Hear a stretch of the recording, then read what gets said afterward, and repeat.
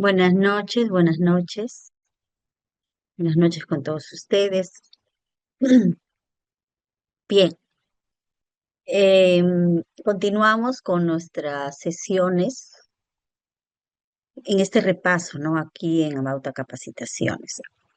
Bien, el día de ayer hablamos de los componentes del derecho a la educación, ¿no? De estos cuatro componentes, que es asequibilidad o disponibilidad, accesibilidad, aceptabilidad y adaptabilidad, ¿no? Y lo explicamos en relación a la Convención por los Derechos de la Persona con Discapacidad.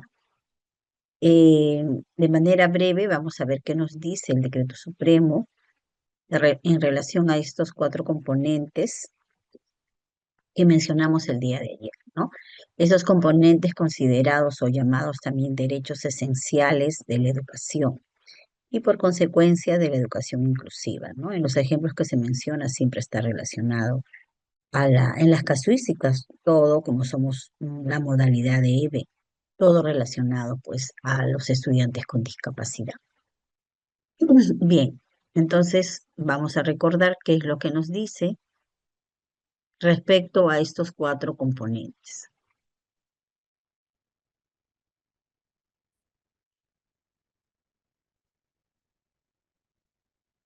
Bien, nosotros tenemos dentro de los derechos de la persona con discapacidad nuestras bases legales, ¿no? Tenemos nuestra Constitución política del Perú que menciona que en nuestro país el derecho a la educación inclusiva de las personas con discapacidad se sustenta en los artículos 2, numeral 2 y 16 de la Constitución Política del Perú. El artículo 2 y numeral 2 de la Constitución reconoce el derecho de toda persona a la igualdad ante la ley, ¿no? Y a no ser discriminado por motivo de origen, raza, sexo, idioma o cualquier otra índole. A su vez, el artículo 16 de nuestra Constitución, párrafo tercero, establece el deber del Estado de asegurar que nadie se vea impedido de recibir educación. Una educación adecuada por razón de su situación económica o de limitaciones mentales o físicas, ¿no? Eso tiene que ver con la accesibilidad, por ejemplo, con ese derecho que explicamos el día de ayer. También en nuestra Ley General de Educación, ¿no? Acá hemos mencionado nuestra Constitución Política del Perú. Ahora vamos a la Ley General de Educación, la 28044. Nos menciona en su artículo 8, dice, establece entre los principios rectores del sistema la equidad e inclusión, ¿no? De acuerdo con el principio de equidad, se debe garantizar a todas las personas iguales oportunidades de acceso, permanencia y trato en el sistema educativo. Por su parte, dice el principio de inclusión, promueve la incorporación de las personas con discapacidad, grupos sociales excluidos, marginados y vulnerables, sin distinción de etnia, religión, sexo u otra causa de discriminación, contribuyendo así a la eliminación de la pobreza, la exclusión y las desigualdades, ¿no? Entonces ahí tenemos la Ley General de Educación, que también establece estos principios rectores llamados equidad e inclusión.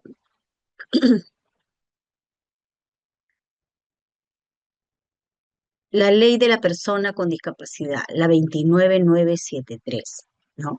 En su capítulo 5, llamado Educación y Deporte, en el artículo 35, respecto al derecho a la educación. Dice, la persona con discapacidad tiene derecho a recibir una educación de calidad con enfoque inclusivo que responda a sus necesidades y potencialidades en el marco de una efectiva igualdad de oportunidades. El Ministerio de Educación regula, promueve, supervisa, controla y garantiza su matrícula en las instituciones educativas públicas y privadas de las diferentes etapas, modalidades y niveles del sistema educativo nacional. Seguidamente, en el 35.2 nos dice, ninguna institución educativa pública o privada puede negar el acceso o permanencia de una persona por motivos de discapacidad. En el artículo 36, relacionado a la accesibilidad a las instituciones educativas, nos dice en el 36.1, el Ministerio de Educación y los gobiernos regionales garantizan la adecuación de la infraestructura física, mobiliario y equipos de las instituciones educativas para la atención de la persona con discapacidad, así como la distribución de material educativo adaptado y accesible, ¿no? Ahí ya nos habla de la accesibilidad a las instituciones educativas relacionado a los dos componentes, ¿no? Adaptabilidad y accesibilidad, porque nos habla eh, de adaptaciones, ¿no? En el 36.2, el ministerio dice, el Ministerio de Educación y los gobiernos locales y regionales promueven y garantizan el aprendizaje del sistema Braille, la lengua de señas y otros modos, medios y formatos de comunicación en las instituciones educativas, ¿no? En el artículo 37, relacionado a calidad del servicio educativo, dice en el 37.1, las instituciones educativas de las diferentes etapas, modalidades y niveles del sistema educativo nacional están obligadas a realizar las adaptaciones metodológicas y curriculares, así como los ajustes razonables necesarios para garantizar el acceso y permanencia del estudiante con discapacidad, ¿no? Entonces ahí nos habla de calidad en el servicio educativo, ¿no? Y lo relacionamos con el componente de aceptabilidad. Y miren que ahí menciona que para que haya calidad tenemos que hablar de adaptaciones metodológicas y curriculares, ¿no? Y todos los ajustes razonables para garantizar, dice, el acceso y permanencia del estudiante con discapacidad. Por eso es que se mencionaba que los componentes se interrelacionan, ¿no? Si no existe uno, no va a haber, no puede existir el otro componente. Si bien cada uno está definido de alguna manera, pero hay esa interrelación directa, ¿no? Y una se supedita a la otra prácticamente.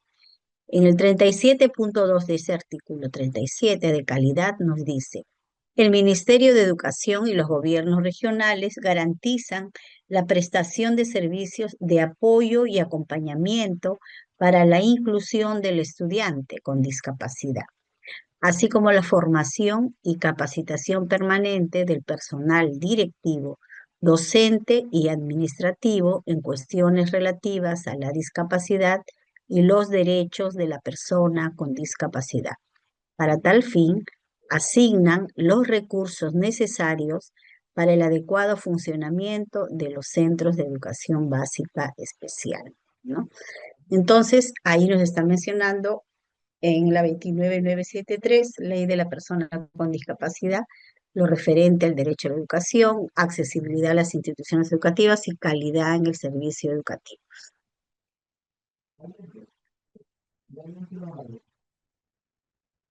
Bien, sabemos también que esta ley de la persona con discapacidad, este reglamento consta con 177 artículos y 16 disposiciones complementarias finales. Bien, vamos a ver acá el Decreto Supremo 07. Este Decreto Supremo 07 de mayo del 2021, donde están todas las modificatorias, ¿no?, del Decreto Supremo 011, relacionadas pues a la atención de las personas con discapacidad en la escuela, ¿no?, a la educación inclusiva. En el título 2, en el artículo 2 dice, la educación como derecho. El derecho a la educación implica el respeto a los derechos fundamentales. Ahí habla de los derechos esenciales o también llamados derechos fundamentales que se desarrollaron en la Convención por los Derechos de la Persona con Discapacidad. Ahí está haciendo referencia a los componentes, pues, que hemos visto el día de ayer, a los 4 componentes, ¿no? Dice, el derecho a la educación implica el respeto a los derechos fundamentales de la persona en el sistema educativo, ¿no? El derecho a la educación está referido a la disponibilidad, al acceso a una educación de calidad, a la permanencia en el sistema educativo, ¿no? Y alcanzar aprendizajes que le permitan a la persona y a la sociedad enfrentar los retos del desarrollo humano, ejercer su ciudadanía y continuar aprendiendo a lo largo de toda la vida. En correspondencia con estos derechos fundamentales o derechos esenciales de la educación, porque así se denominan también, el Estado tiene la obligación de asegurar que el servicio educativo cumpla con las condiciones de, ahí está, que dice el Decreto Supremo, de asequibilidad, de accesibilidad, de adaptabilidad y aceptabilidad, ¿no? El día de ayer vimos un poco en qué consistía cada uno de ellos y con ejemplos, ¿no? El Ministerio de Educación determina, dice, el conjunto de factores, procesos e insumos que garantizan el derecho a la educación. Entonces, estos son los cuatro componentes del derecho a la educación, que también están expresados en este decreto supremo, ¿no? 07 de mayo del 2021. ¿Qué más nos dice este decreto supremo, ¿no? Al cual siempre hemos venido revisando. En el inciso A dice, el derecho a la disponibilidad por el cual los estudiantes de todas las instituciones educativas públicas y privadas tienen derecho a contar con docentes calificados. ¿Se dan cuenta que acá han puesto disponibilidad? ¿Mm? Ayer explicamos asequibilidad o disponibilidad, que era lo mismo, ¿no? La asequibilidad o disponibilidad, que estén asequibles, que estén disponibles en cantidad suficiente. Dijimos que recordáramos eso, ¿no? Era el derecho de que todos los recursos, sea recursos humanos, materiales, etcétera, estén en cantidad suficiente. Entonces, acá dice los estudiantes de todas las instituciones educativas públicas y privadas tienen derecho a contar con docentes calificados y suficientes para atender las necesidades del servicio educativo, así como instituciones educativas dotadas de infraestructura adecuada y segura, mobiliario, materiales y recursos educativos, equipamiento con tecnología vigente y servicios básicos indispensables para el proceso de enseñanza y aprendizaje. Y con los cargos y las plazas del personal docente y no docente necesario para que las personas que lo requieran puedan acceder a lo largo de toda la vida.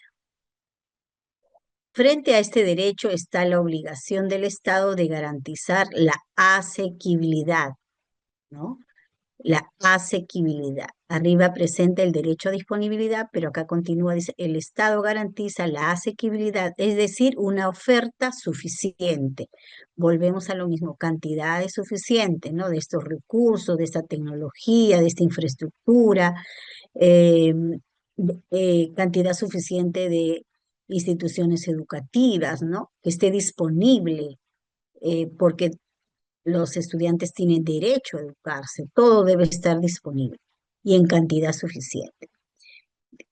Asequibilidad, es decir, una oferta suficiente de instituciones y programas educativos, públicos y privados, asequibles a todas las personas, para asegurar la universalización de la educación, ¿no? El derecho a educarse. Lo que implica contar con docentes y profesionales no docentes competentes y en cantidad suficiente para atender las necesidades del servicio educativo. Y locales escolares suficientes y adecuados pedagógicamente, con instalaciones sanitarias para ambos sexos, agua potable, luz eléctrica, internet, instalaciones para personas con discapacidad, materiales educativos accesibles, bibliotecas, servicios de informática, equipos de tecnología de la comunicación e información. Eso es lo que nos dice el Decreto Supremo 07, referente al derecho a la disponibilidad, ¿no?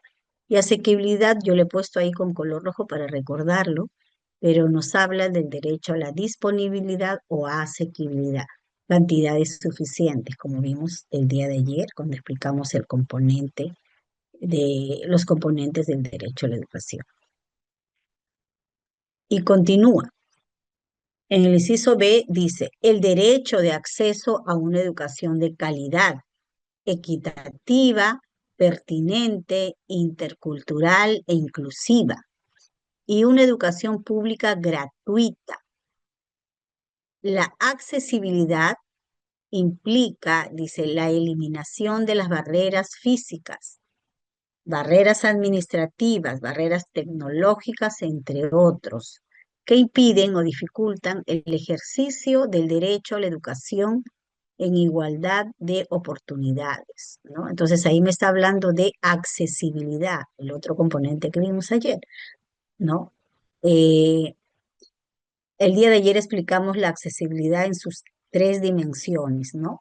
A la no discriminación, a la accesibilidad física y a la accesibilidad económica, es decir, la educación tiene que ser gratuita. No se puede impedir el acceso al sistema educativo por temas económicos, ¿no? A eso se refiere. Entonces, acá nos dice, mm, mm, mm, la igualdad, dice, no se debe impedir o dificultar el ejercicio del derecho a la educación en igualdad de oportunidades de las personas en condición de discapacidad, de salud, entre otras condiciones, así como de grupos sociales excluidos y vulnerables, sin distinción de etnia, lengua, religión, edad, género u otra causa de discriminación. Además, la institución educativa, dice, asegura la permanencia en el servicio educativo de las adolescentes embarazadas o madres y los estudiantes con VIH y adopta medidas que garanticen su inclusión sin discriminación, ¿no? Entonces, ahí nos habla que debemos asegurar la permanencia ese grupo de personas vulnerables, ¿no? Que por salud, en este caso personas embarazadas o estudiantes con VIH u otra enfermedad, ¿no? Que pueda limitar su acceso. Ahora también hay un inciso C dentro del decreto supremo, y lo mencioné ayer, el derecho a la permanencia, ¿ya? Eso está mencionado ahí en el inciso C en el decreto supremo. El derecho a la permanencia, por el cual los estudiantes deben contar con la oportunidad y las facilidades para continuar en la institución educativa o reingresar a ella, ¿no? Eso es el derecho a la permanencia, ¿ya? Sin que sus condiciones personales, socioeconómicas o culturales sean un obstáculo o impedimento. Frente a este derecho de permanencia, está la obligación del Estado, obviamente, de asegurar la adaptabilidad y la aceptabilidad del servicio educativo para permitir que las personas puedan desarrollarse y aprender a lo largo de la vida, ¿no? Entonces, miren cómo lo presenta el Decreto Supremo 07. Nos habló de disponibilidad o asequibilidad en el inciso A.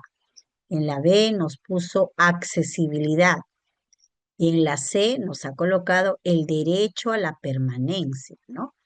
Entonces, el Estado tiene que dar esas facilidades, dice, para continuar en la institución educativa o reingresar, ¿no? Si es que se ha interrumpido, sin que las condiciones personales o condiciones socioeconómicas o tal vez culturales sean un obstáculo o impedimento, ¿no? Y frente a este derecho, miren, lo menciona derecho a la permanencia. Frente a este derecho de permanencia está la obligación de asegurar la adaptabilidad, ¿no? Y eso es otro componente que vimos ayer, la adaptabilidad, y la aceptabilidad, que tenía que ver con calidad educativa. Aceptabilidad del servicio educativo para permitir que las personas puedan desarrollarse y aprender a lo largo de la vida. La condición de adaptabilidad, acá lo señala como condición, pero sabemos que en la convención lo señala como componentes del derecho a la educación, ¿no? La condición de adaptabilidad compromete al Estado a ofertar una educación que responda a las necesidades y características de los estudiantes en contextos sociales, culturales y lingüísticos diversos, a las demandas locales y regionales y al desarrollo del país, ¿no? Para lo cual debe promover la diversificación curricular, ¿no? Ahí nos está hablando la condición de adaptabilidad. Se tiene que ajustar a las necesidades y características de aprendizaje de los estudiantes, ¿no? Nos habla del contexto social, cultural, lingüístico diverso de nuestro país. Y promover la diversificación curricular, así como materiales y prácticas pedagógicas pertinentes, entre otros. Ahí nos habla de la adaptabilidad. Ahora, nos habla como condición, ¿ya?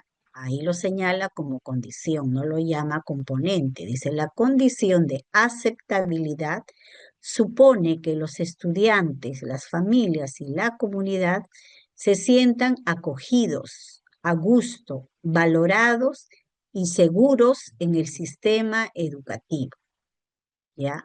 Ayer cuando explicamos aceptabilidad según la Convención de los Derechos, sobre los derechos de la persona con discapacidad, nos decía que la aceptabilidad estaba vinculado a la calidad educativa, ¿no? Que las familias aceptaban la educación que se imparte para sus hijos y las familias participaban en ese proceso educativo.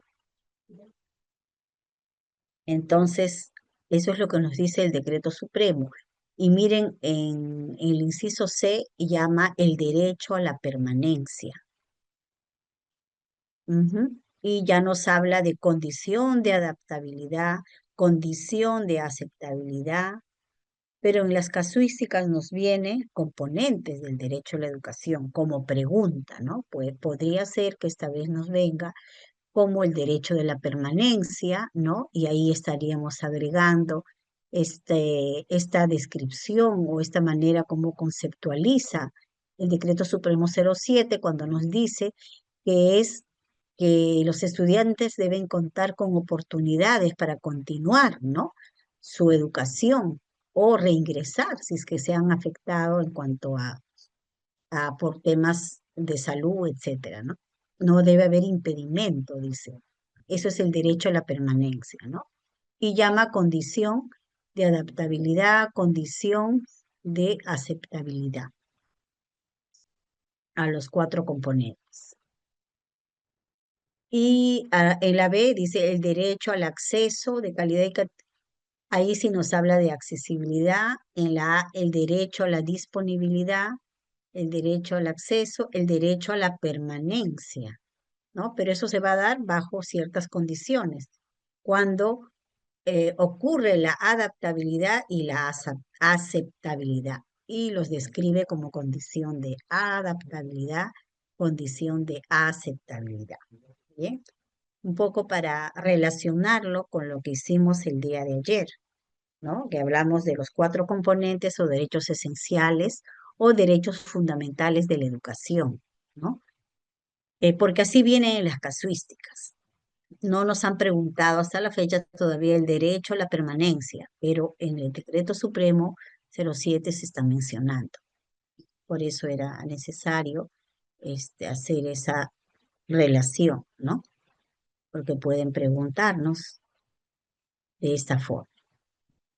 Y aquí está lo que vimos ayer, por eso dice la ONU, porque así se planteó en la ONU el 2006, ¿no? La Convención de los Derechos de la Persona con Discapacidad como derechos fundamentales. Y ahí está, la asequibilidad o disponibilidad, accesibilidad, adaptabilidad y aceptabilidad, que vimos el día de ayer, ¿no? Asequibilidad relacionado a cantidad suficiente de escuelas, de material, de recursos humanos, de profesionales, de intérpretes, todo, que esté disponible, que esté todo asequible en cantidad suficiente. A eso se refiere. Y esos componentes se interrelacionan, no se desligan uno de otro, ¿no? Si no aparece, si no hay accesibilidad, se afecta pues todo, ¿no? Y si no hay disponibilidad, igual, ¿no? Y así cada uno de los componentes. Y accesibilidad que tenía que ver con las tres dimensiones, a la no discriminación para el ingreso al sistema educativo por ninguna condición, a la accesibilidad física y a la accesibilidad económica. La accesibilidad tiene que ver con maximizar todas las oportunidades para asegurar también pues la permanencia, ¿no? En realidad todo va a asegurar la permanencia, ¿no? Si no hay accesibilidad física, no se va a asegurar la permanencia. Si no hay calidad educativa, no se va a asegurar la permanencia. Si no hay adaptaciones, que es adaptabilidad, no se va a asegurar la permanencia, ¿no? Hay la adaptabilidad, el otro componente, ¿no? Son los ajustes que se van a hacer. Y ahí dice, entre sus múltiples finalidades, aquí está en la parte última, acá, entre sus múltiples finalidades, y lo voy a resaltar, ahí dice, es garantizar la permanencia. Ahora, ¿qué ha pasado en el decreto supremo? Señalan la permanencia como derecho a la permanencia. Ujú. Estamos hablando pues del 2021 en que sale el decreto supremo, ¿no? Y aquí está, ¿no? La aceptabilidad relacionada a calidad educativa, ¿no? Si todo está, si está el material suficiente, si está todo adaptado, si hay accesibilidad en los lenguajes de acuerdo a las características del estudiante, el lenguaje braille, el lenguaje señas, en cuenta con todos los recursos, va a haber calidad, ¿no? Aceptabilidad tiene que ver con la calidad educativa.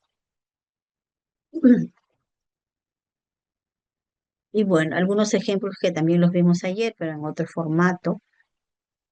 Asequibilidad, derecho a contar con escuelas inclusivas en números suficientes. Así vino, asequibilidad, cantidad suficiente, ¿no? De todo, cantidad suficiente. Accesibilidad, derecho a acceder a escuelas inclusivas sin discriminación, que todos los niños y adolescentes accedan a la educación. Recuerden ahí las tres dimensiones, accesibilidad física, la no discriminación y también accesibilidad económica, que la educación sea gratuita, tiene que ver con ello. Adaptabilidad, ya lo vimos, el derecho a una educación que se adapte a las necesidades, garantizando su permanencia, ¿no?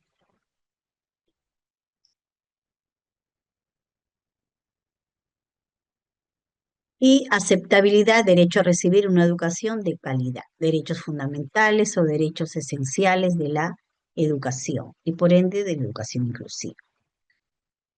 Bien, entonces nuestro decreto supremo nos habla de disponibilidad, accesibilidad, permanencia, aceptabilidad y adaptabilidad. Recordemos eso, ¿no?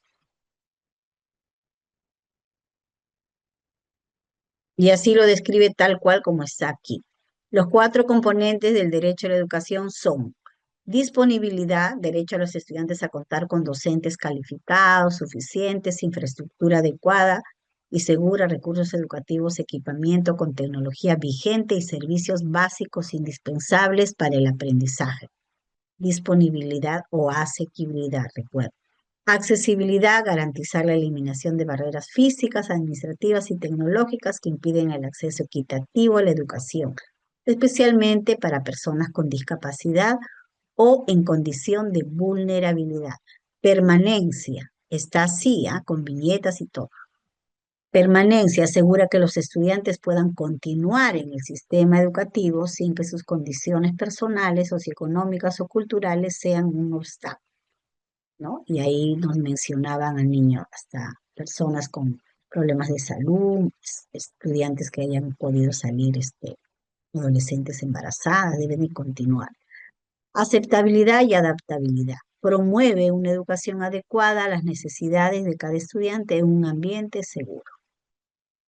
Bien, entonces ahí lo dejamos por hoy. Tenemos hoy 15 casuísticas, se les ha enviado. Bien, entonces un poco era comparar y actualizar la información de acuerdo al decreto supremo, ¿no? 07.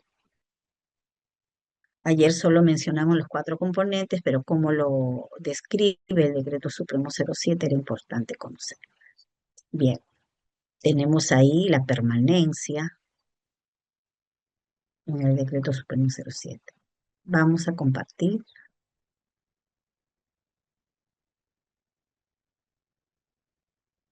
Ujú.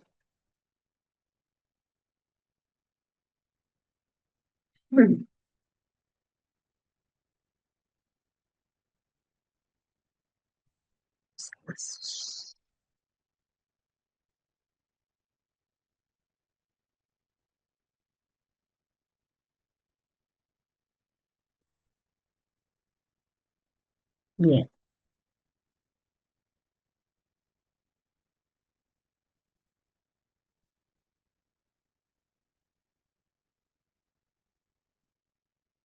y tenemos el primer caso y dice, como parte del desarrollo de la competencia, se comunica oralmente en su lengua materna. El docente de segundo grado del nivel primaria de una institución de EBR ha planificado realizar un taller de lectura.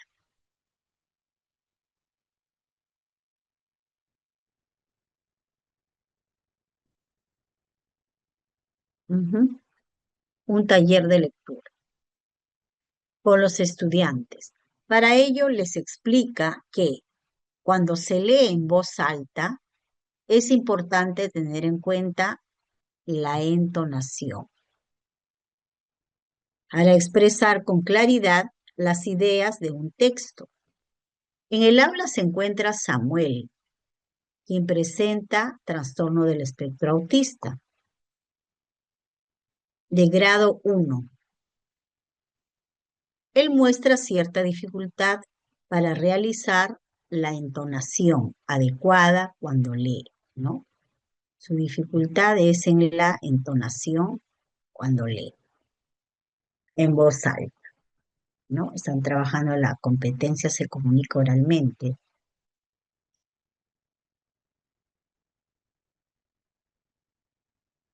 Y la maestra les pide que tienen que entonar bien para expresar con claridad las ideas del texto, ¿no? Que están leyendo. Considerando las demandas de aprendizaje del estudiante, ¿no? Que no logra entonar cuando hace su lectura en voz alta. ¿Cuál de las siguientes acciones es pertinente que realice el docente? A. Pedir a Samuel que lea un párrafo del texto o escucharlo, no, escucharlo y solicitarle, dice, que se detenga para que escuche cómo debe entonar al leer algunas ideas de dicho párrafo. Luego pedirle que vuelva a leer y usar palmadas para que el estudiante modifique su entonación cuando se requiera en la lectura del texto. Eso me dice en la A. Samuel va a leer. Samuel lee un párrafo del texto, escucharlo y solicitarle que se detenga para que escuche cómo debe entonar. Él va a escuchar ahora cómo va a entonar a leer algunas ideas de ese párrafo que está leyendo. Luego pedirle que vuelva a leer y usar palmadas para que el estudiante modifique su entonación cuando se requiera en la lectura del texto. B. Solicitar a un compañero. Ahí va a hacerlo un compañero. Solicitarle a un compañero de Samuel que lea un párrafo. de un texto y que enfatice o module la entonación según sea necesario. Ahí el compañero va a modelar. Luego explicarle a Samuel que la entonación que su compañero realizó puede aportar en la comprensión del texto, ¿no? Le va a explicar, le va a explicar que la entonación aporta en la comprensión del texto cuando se lee en voz alta. C. Leer a Samuel un párrafo. ¿Quién va a leer acá? Va a leer la maestra, ¿no? O el maestro. Es el docente. Leer a Samuel un párrafo de un texto sin darle la entonación adecuada. Y vamos a leer sin entonación. Luego, leerle el mismo párrafo entonando correctamente. Para complementar esto, presentarle el mismo texto escrito colocando marcas de colores cuando deba cambiar la entonación del texto, obviamente del texto que está leyendo, ¿no? Entonces me dice que acá la casuística, que cuando lee en voz alta, él no cuenta con la entonación adecuada. Y eso es lo que, esa es su necesidad, ¿no? ¿Cuál sería el apoyo que debería brindar la maestra frente a esta situación? La A, la B o la C. ¿Qué pasa en la A? El mismo lee, ¿no?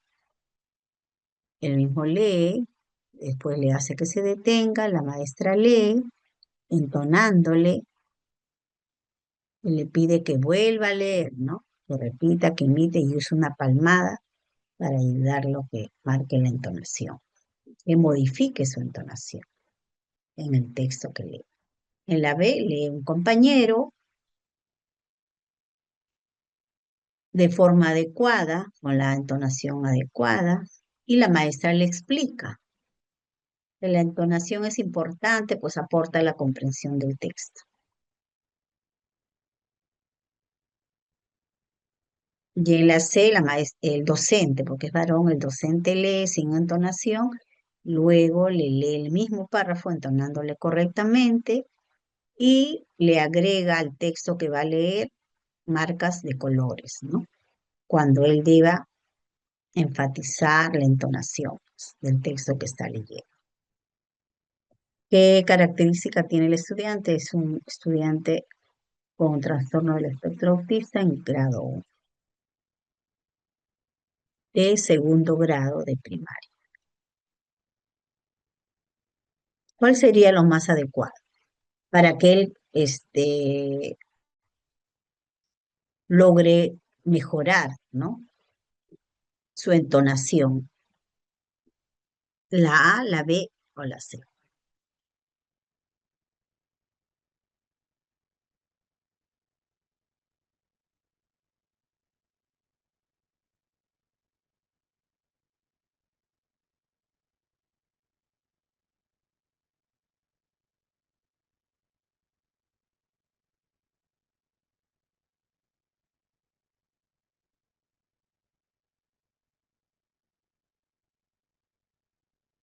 Oh, disculpen. Sí, ahora sí creo que ya apareció, ya proyecté. Entonces ahí está y está resaltado de rojo. A ver, también se les ha enviado las preguntas, pero bueno, sí. Entonces ahí tenemos las alternativas, la A, la B o la C. En la primera, Samuel lee el párrafo, ¿no? La maestra está escuchando, le pide que se detenga y que escuche cómo debe entonar, ¿no? Ella lee y él va a escuchar cómo debe entonar.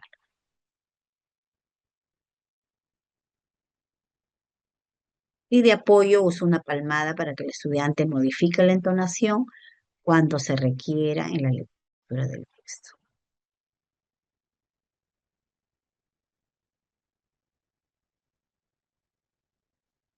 Y en la B lo hace un compañero que va a leer el párrafo del texto y enfatizando, modulando la entonación de forma adecuada, ¿no?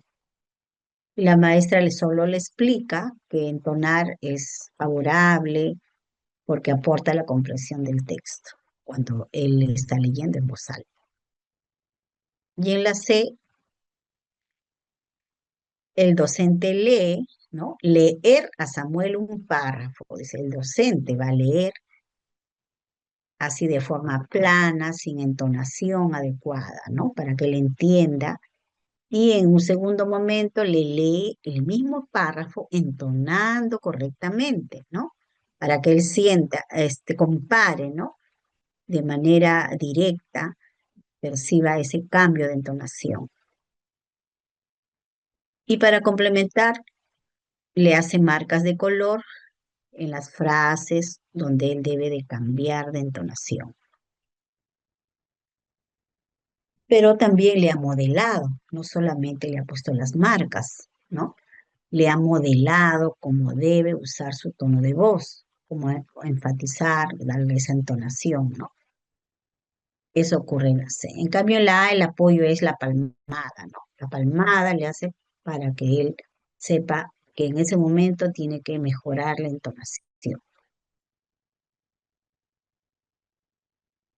En la C es la respuesta. Ujú.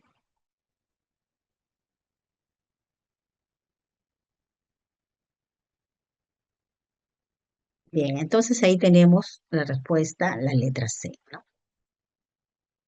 Porque ahí ocurre el modelado de la maestra que vuelve a repetir la lectura que ha hecho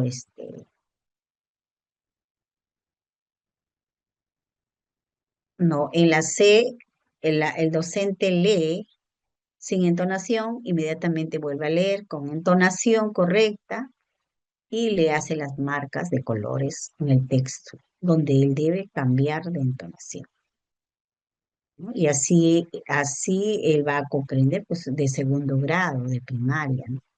Un niño pequeño, no es que tenga autismo en grado 1. En la B solamente le está explicando, está haciendo, y el explicarle sin la experiencia directa para un niño pequeño, así sea de autismo grado 1, es difícil, ¿no? Porque le va a decir que es importante, que aporta la comprensión cuando se lee, ¿no? Ya que el objetivo es que él use la entonación. A la vez se está centrando más en la importancia.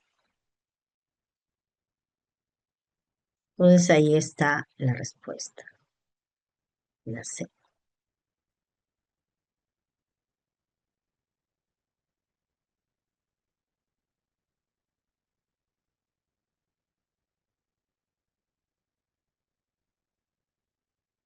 Bien, seguimos aquí. La docente del aula de sexto grado de primaria de una institución de BR tiene entre sus estudiantes a Renata, quien presenta trastorno del espectro autista grado 1. Renata, sexto de primaria, EBR. Ella ha observado que el estudiante durante el desarrollo de la clase se levanta y camina durante unos minutos por toda el aula. Por tal motivo, coordina acciones con el profesional del SANE para responder las características que presenta Renata. ¿Cuál de las siguientes acciones es pertinente que realice la docente? A. Cada vez que Renata se levante, estamos hablando de una niña de sexto grado, TEA grado 1. Cada vez que Renata se levante de su lugar, acercarse a ella y decirle que solo se puede parar si desea ir al baño o cuando sea hora de recreo. Solo para ir al baño o para recreo. ¿no? Entonces se va a acercar y le va a decir cada vez que ella se levante. B, cuando Renata intente levantarse, cuando intente levantarse de su lugar, decirle que si necesita caminar, lo haga fuera del aula y que luego regrese a terminar las actividades, ¿no? Ahí le permite, ¿no?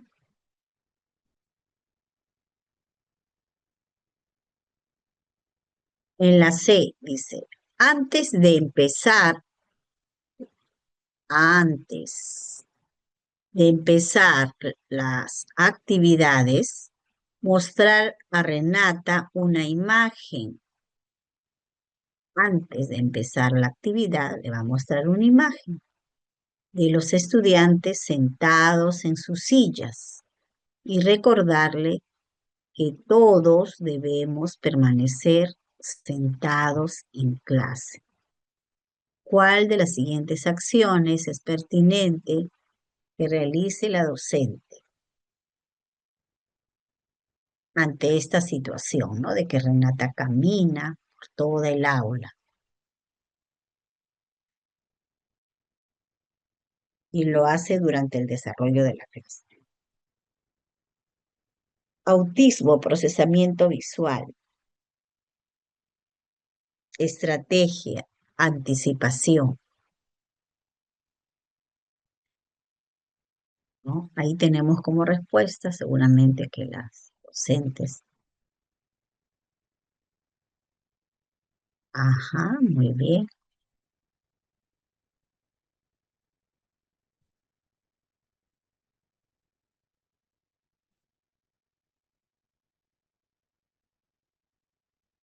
Bien, ahí tenemos entonces la estrategia de anticipación en la C. Antes de empezar, yo me anticipo, me acerco, le muestro el pictograma donde todos están sentados, la imagen, para darle un poco estructura, ¿no? Estructura cognitiva de qué es lo que va a pasar, qué es lo que tiene que hacer. Y le recuerdo con esa imagen que se trabaja pues sentados, ¿no? Entonces ahí voy a usar la estrategia de anticipación con apoyo visual. Ujú. Es una estudiante con autismo de sexto grado. Bien. Natalia es una estudiante que presenta trastorno del espectro autista de grado 1 y asiste al aula de sexto grado de nivel primaria de una institución de EBR. El docente del aula ha observado que cada vez que el estudiante muestra dificultad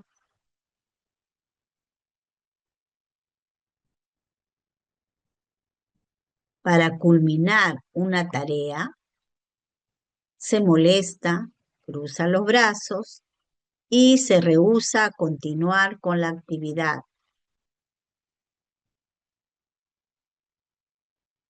Autismo grado 1, aula de sexto grado de primaria, ¿no? Entonces, cada vez dice que no tiene dificultad para hacer una tarea, se molesta, cruza los brazos y se rehúsa a continuar con la actividad.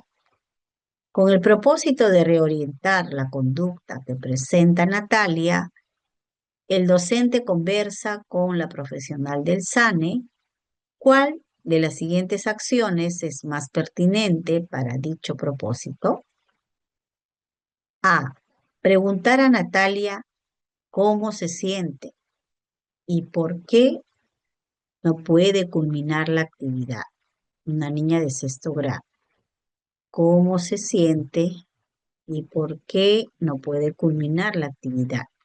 Luego decirle que juntos encontrarán alternativas de solución para culminar la tarea, ¿no? Ahí ella tiene que expresar sus sentimientos y también tiene que explicar por qué se siente así. Es una niña con autismo.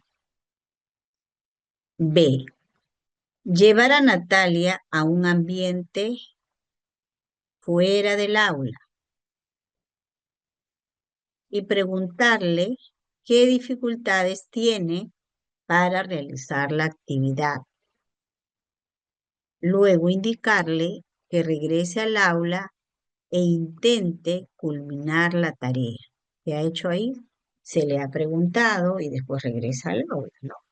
¿Qué dificultades tiene? También ella tiene que explicar cuál es la dificultad en la tarea. C.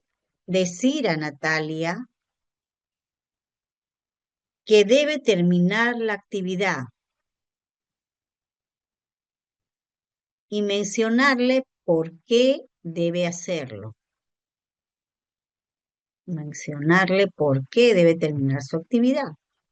Luego comentarle que todos podemos tener dificultades para culminar una tarea.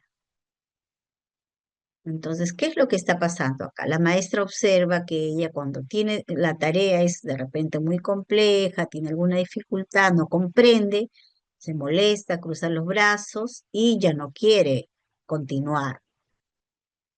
¿Cómo reorienta esa conducta que presenta Natalia ante esa dificultad? Es una niña de aproximadamente pues 11 años, 12 años, ¿no?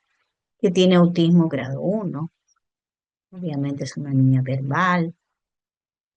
Entonces, ¿cuál sería lo más pertinente para ese propósito, para reorientar, reencauzar y no se siga repitiendo esa conducta?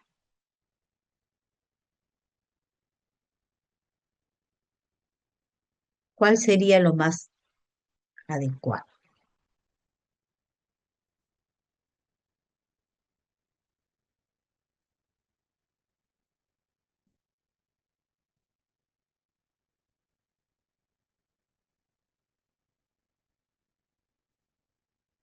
¿Dónde se le está dando realmente el apoyo? En la A le pregunta cómo se siente y por qué ella no puede culminar la actividad. Luego le dice, juntas vamos a buscar alternativas de solución para que puedas terminar esa tarea. En la B solamente la saca fuera y le pregunta qué dificultad tiene. Y después le dice que regrese e intente hacer su tarea. Y en la C solamente, bueno, en la C le dice que termine su actividad y le indica por qué tiene que hacer. Y le dice todos podemos tener dificultades en una tarea, ¿no? Pero no le brinde el apoyo. En cambio, la A sí permite que ella se exprese y diga dónde está la dificultad y la maestra le ofrece pues su apoyo, ¿no? Le dice juntos vamos a buscar alternativas, cómo hacer esa tarea.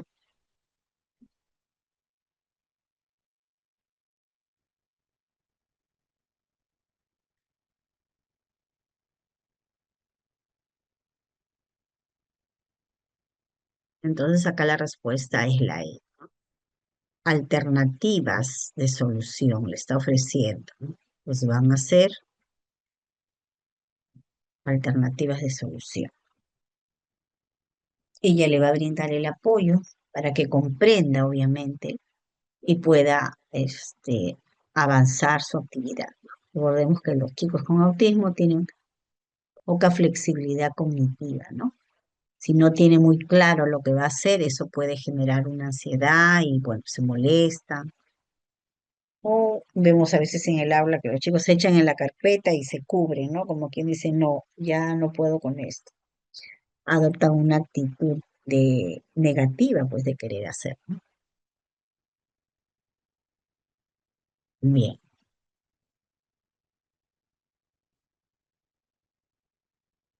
aquí. La docente de tercer grado de primaria de una institución de EBR tiene entre sus estudiantes a Jeremías, tercer grado de EBR. quien presenta discapacidad auditiva moderada y utiliza audífonos. Discapacidad auditiva moderada, pero utiliza sus audífonos. Él se comunica a través de la lectura labiofacial, que quiere decir que recibe la información leyendo los labios, recibe los mensajes leyendo los labios, ¿no? Por tal motivo, la docente coordina con la profesional SANE para responder a las demandas de aprendizaje del estudiante, ¿no? De Jeremías. ¿Cuál de las siguientes actividades no favorece la lectura labiofacial en Jeremías? Ujú. A.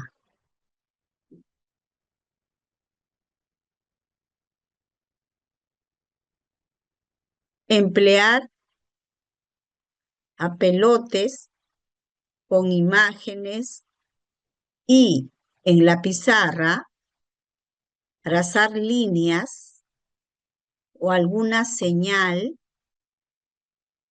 que permita a Jeremías identificar las conexiones del texto, quiere decir de lo escrito, con las imágenes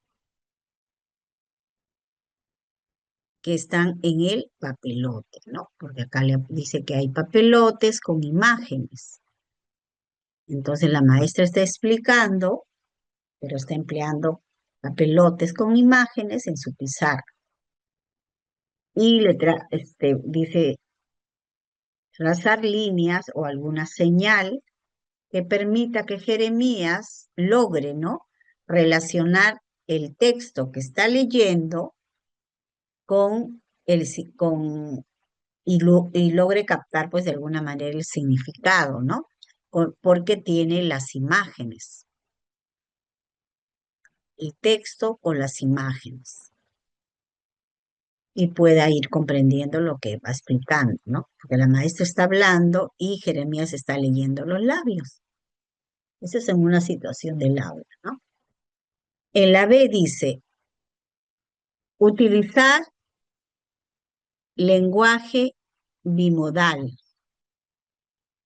Ayudará si la maestra usa lenguaje bimodal a que ella pueda recepcionar los mensajes y se comunica a través de la lectura labiofacial. Entonces la maestra utilizará el lenguaje bimodal mostrando los labios y utilizar apoyos visuales, que son imágenes también, al comunicarse, ¿no? Porque ella está explicando la clase, ¿no? Entonces ahí incorpora imágenes, sí, y está mostrando, está utilizando lenguaje bimodal. ¿Qué era el lenguaje bimodal? Cuando se usa al mismo tiempo la oralidad, es decir, está hablando y está haciendo gestos, ¿no? De manera que se complemente, pues, el mensaje, ¿no? Recordemos que el lenguaje bimodal se creó para las personas con discapacidad auditiva, pero también se usan para, como no siempre con el sistema de lengua de señas peruanas en este caso, ¿no? Se puede usar otro gesto, o también si la persona tiene discapacidad auditiva, se puede usar las señas de lengua de señas peruana, pero también está hablando al mismo tiempo, ¿no? Estas dos formas de modalidad ocurren de forma simultánea, no una después de la otra, sino al mismo tiempo está hablando y está haciendo los gestos, ¿no? Mostrando sus labios, quiere decir mostrándoselos a Jeremías, ¿no? Y utiliza imágenes para también favorecer, pues, la comprensión, en este caso, de lo que está explicando, ¿no?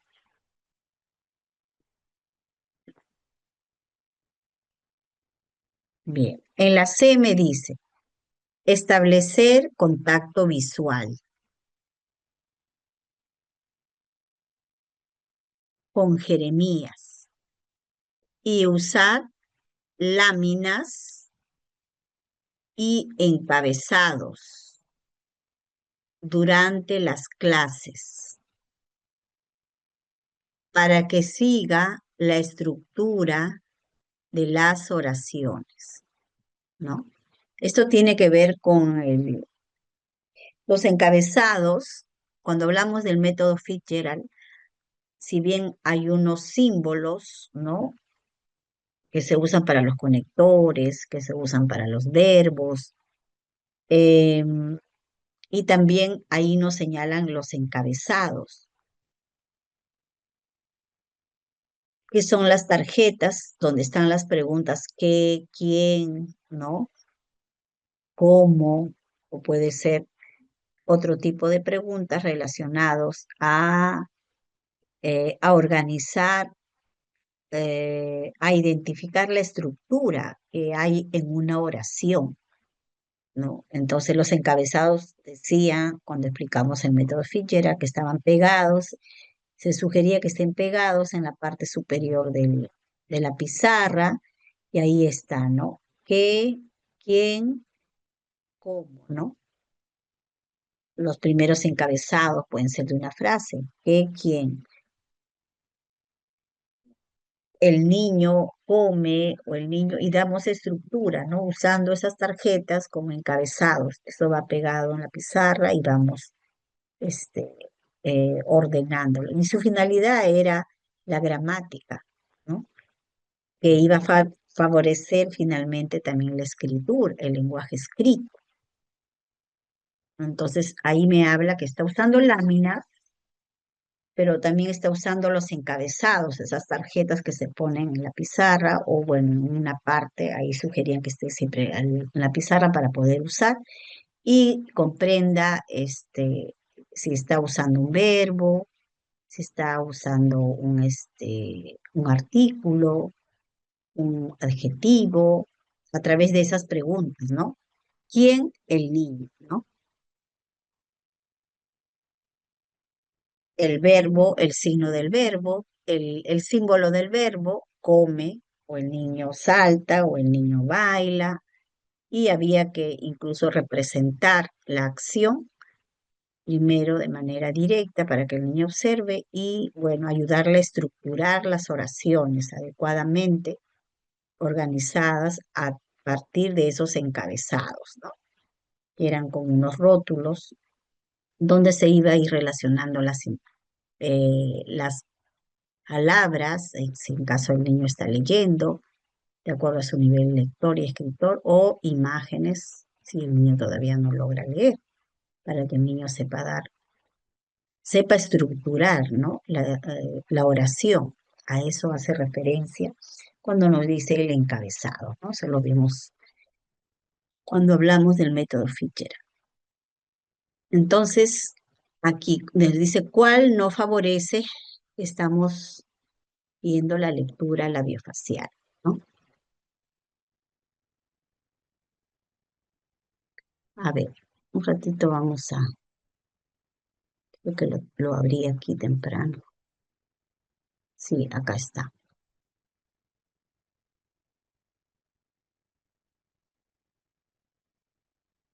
acá. ¿Qué es la lectura labiofacial? ¿No? Ahí le he puesto con color rojo, un poco para llamar la atención visual de ustedes. Dice, es una vía complementaria a la auditiva y necesaria para captar el lenguaje en sujetos con discapacidad auditiva, ¿no? ¿En qué se basa? ¿En qué se fundamenta? En reconocer las palabras y la recepción de los mensajes a partir de qué? De movimientos y posiciones de los órganos articulatorios visibles del interlocutor. En este caso, en el habla, el docente está hablando y ella tiene que captar esos mensajes. Dice, hay grandes diferencias individuales en el dominio, ¿no? De la lectura labiofacial. ¿Y de qué va a depender esto? ¿Cuáles serían las causas para lograr este dominio, ¿no? El nivel de desarrollo intelectual de la persona. También otra de las causas para llegar a dominar la lectura labiofacial es la relación entre la competencia del lenguaje escrito, ¿no? Su nivel escritor y el dominio de la lectura labiofacial. ¿Qué relación hay? Porque mientras reconoce más los fonemas, ¿no? A través de la observación del aparato, de los órganos articulatorios, eso va a favorecer el lenguaje escrito también, no se va a equivocar, ¿no? Sabemos que si no domina eso puede confundir, como ese ejemplo que les dije, hijo con higo, ¿no? Y así por el estilo. Entonces, es importante esta relación, el nivel de competencia del lenguaje escrito, ¿no? Y el dominio de su capacidad para leer los labios. Y también otro es la relación entre sus competencias lingüísticas y, y la competencia o su habilidad en la lectura labial, ¿no? Cuando habla de competencias lingüísticas se refiere pues a la capacidad de vocabulario, ¿no? El componente léxico, semántico, ¿no? Todos los significados que tiene, a la capacidad también de estructurar, ¿no? Adecuadamente una frase, una oración, y todo eso, ¿no?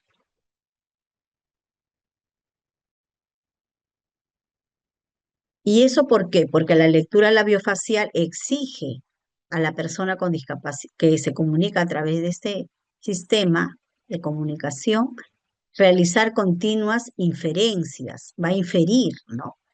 Y va a tener que deducir lo que puede captar del mensaje del interlocutor. Es por eso que era importante cuando una de las casuísticas nos decía que las pausas que se hace si queremos apoyar a la persona que desarrolla la lectura labiofacial, no debería ser en las palabras, sino al final de una frase u oración, ¿no? Porque tiene que ir infiriendo, deduciendo y es necesario pues que logre leer la frase, la oración, ¿no? Y no las palabras de manera aislada, ¿no? La percepción visual del habla nunca va a ser nítida, dice. Y la ambigüedad enmascara siempre a la lectura labiofacial, sobre todo en los sonidos que se parecen, ¿no? Y también, ¿qué nos dice? Bueno, acá. ¿Cómo se aprende la lectura labiofacial? Según los métodos clásicos, se basan fundamentalmente en procedimientos que van de lo particular a lo general. El alumnado, ¿cómo aprende? Dice, en primer lugar, aprende a discriminar los fonemas por el dibujo que se produce en los labios, ¿no? Lo que observa el dibujo, dice, definido por el punto de articulación de cada uno de los sonidos que va produciendo, ¿no? El punto de articulación, cómo moviliza los órganos fonadores para producir los diferentes sonidos. En segundo lugar, aprende a reconocerlos en el contexto de cada palabra, después de cada frase y así sucesivamente hasta lograrlo en un contexto más amplio, ¿no? Entonces,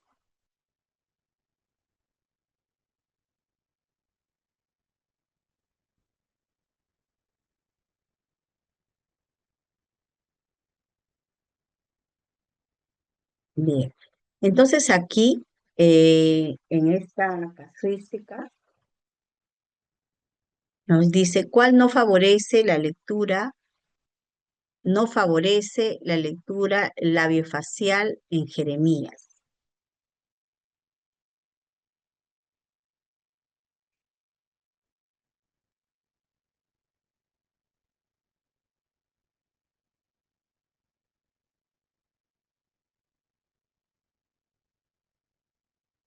Pelotes con imágenes y las líneas o alguna señal que permita a Jeremías identificar las conexiones de un texto con las imágenes.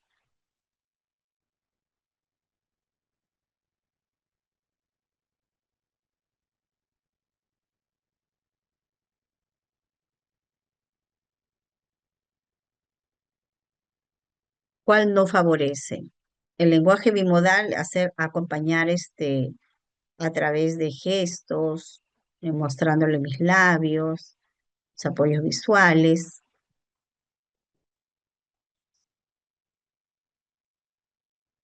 usar láminas y encabezados mientras yo voy explicando durante las clases,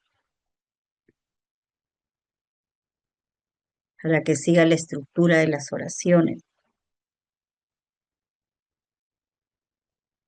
Nosotros queremos que la persona finalmente, como dice, comprenda la palabra, frase y oraciones, ¿no?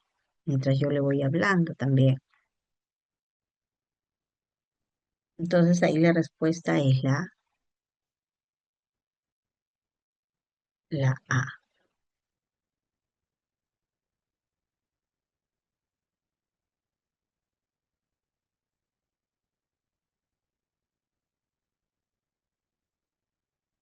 La B y la C está favoreciendo la lectura labiofacial en Jeremías.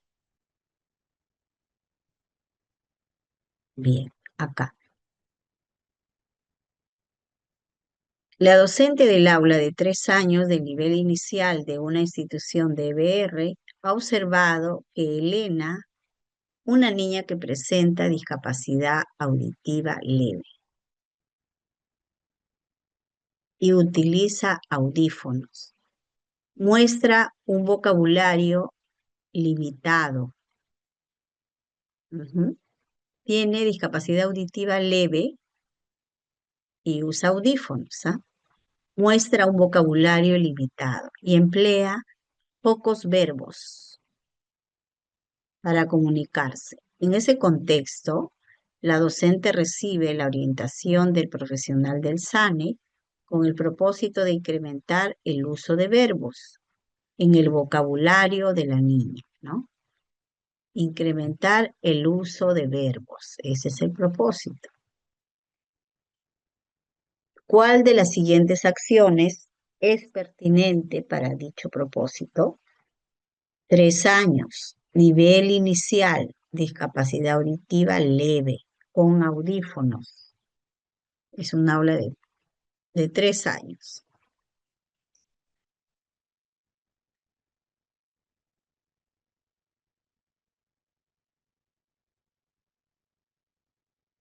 A ver, ¿cómo se comunica una niña a los 3 años?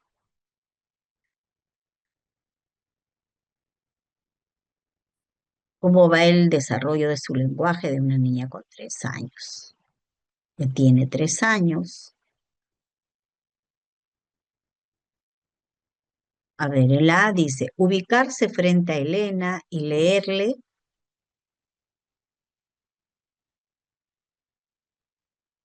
una lista de acciones que podría realizar durante el día. Una lista de acciones que puede realizar durante el día. Luego pedirle que realice, le vamos a pedir que realice alguna de las acciones mientras se le nombra el verbo, ¿no? Entonces vamos a tener una lista de verbos que ella puede usar en el día y vamos a hacer que ejecute la acción, ¿no? Dice, pedirle que realice alguna de las acciones mientras se va nombrando el verbo, ¿no? Estás corriendo, estás saltando, ¿no? Estás comiendo, comer, saltar, se menciona el verbo. B, entregar a Elena tarjetas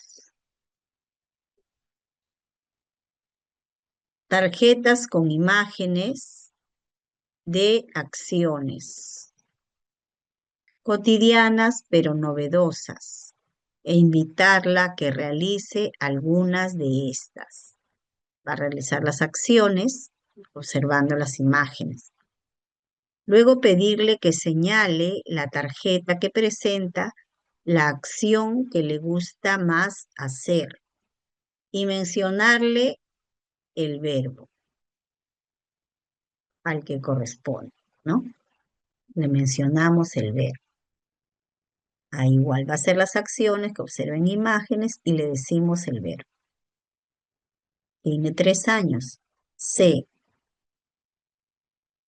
Narrar un cuento a Elena, resaltando verbalmente las acciones que aparecen en este. Voy a resaltar, mientras narro el cuento, voy a resaltar las acciones que aparecen en este cuento. Luego preguntarle sobre el cuento. Le voy a preguntar lo que se está haciendo en el cuento y complementar sus respuestas poniendo énfasis en los verbos utilizados, ¿no? Entonces ahí va a usar el recurso de un cuento y le va a leer, le va a narrar el cuento, enfatizando en los verbos y le va a hacer preguntas, ¿no? ¿Cuál es su dificultad de ella? Incrementar el uso de verbos.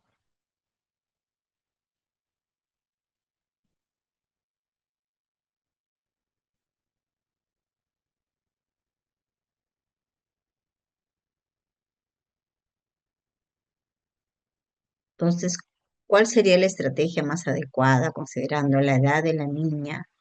Tiene discapacidad auditiva leve y usa audífonos. Quiere decir que su audición está, los audífonos le ayudan a escuchar, pues.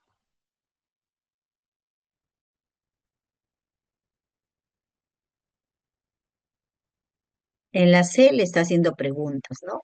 Relacionados a lo que ha leído, habiendo hecho énfasis en verbo. En la B le ha dado tarjetas de diferentes acciones y ella va a ejecutar las acciones y le va a decir que señale la acción que más le gusta hacer y ahí le va mencionando los verbos, ¿no?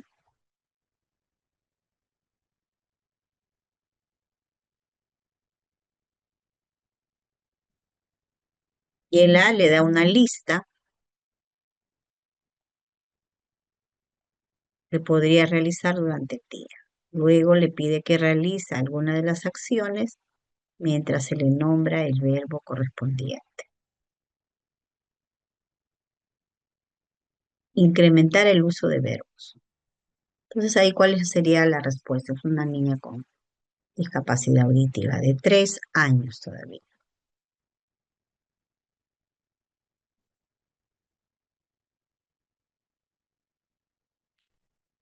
Ahí la respuesta es la B, ¿no? Va a trabajar con apoyo visual. Esta misma casuística se presentó en una evaluación que hubo, pero le ponían más edad al niño, acá 5 años. Y bastante similar toda la descripción, ¿no? Pero le habían cambiado la edad. Mira, acá le han cambiado. Y ya a los 5 años el niño, pues a los 4 años ya tiene su capacidad narrativa también, ¿no? Y a los 5 ya el niño se está comunicando bastante bien. Entonces ahí la respuesta es la B. Vamos a apoyarnos de imágenes para que ella vea y realice, ejecute las acciones, ¿no? Y elija la que más le gusta. Y se le va mencionando el verbo que está expresando, que está ejecutando.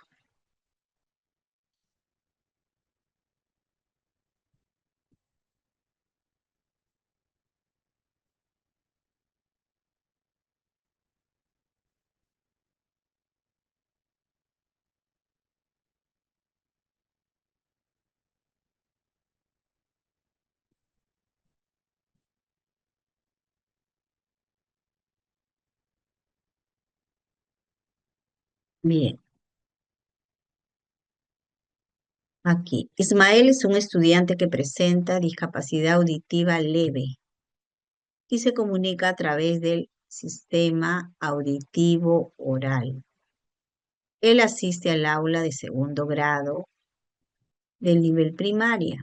en una institución de ver.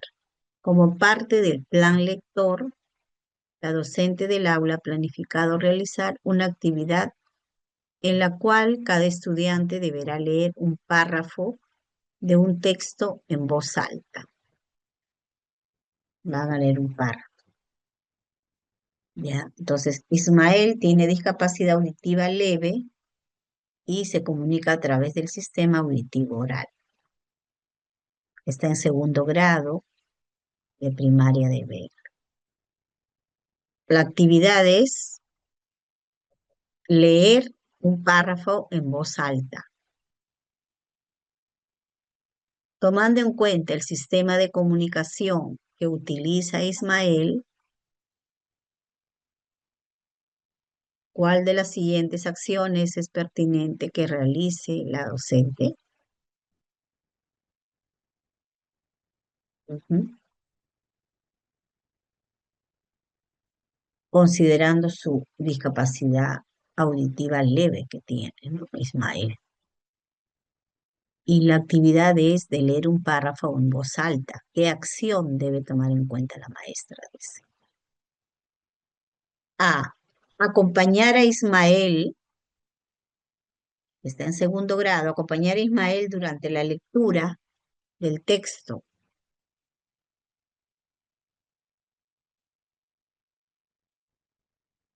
Identificar las palabras que no pronuncia adecuadamente. Modelar dichas palabras y pedirle que las vuelva a pronunciar. B. Dar a leer a Ismael un texto que contenga oraciones cortas. Todos van a leer en voz alta. Le voy a dar a él un texto que tenga oraciones cortas con ilustraciones que le ayuden ante cualquier dificultad que encuentre en la narración. Quiere decir, le voy a dar oraciones cortas y voy a poner ahí, le voy a dar un cuento que tenga oraciones cortas, ¿no? Con ilustraciones. C. Decir a Ismael que puede leer el texto y que cuando no sepa cómo leer una palabra, cuando no sepa una palabra, ¿no? Cómo se va a leer esa palabra, la reemplace con gestos que expresen la misma idea, ¿no? Va a usar un gesto porque no puede leer esa palabra, ¿no? Entonces, pero acá me señala que él se comunica, ¿no? A través de un sistema auditivo oral. Cuando vimos discapacidad auditiva, vimos sistema visual gestual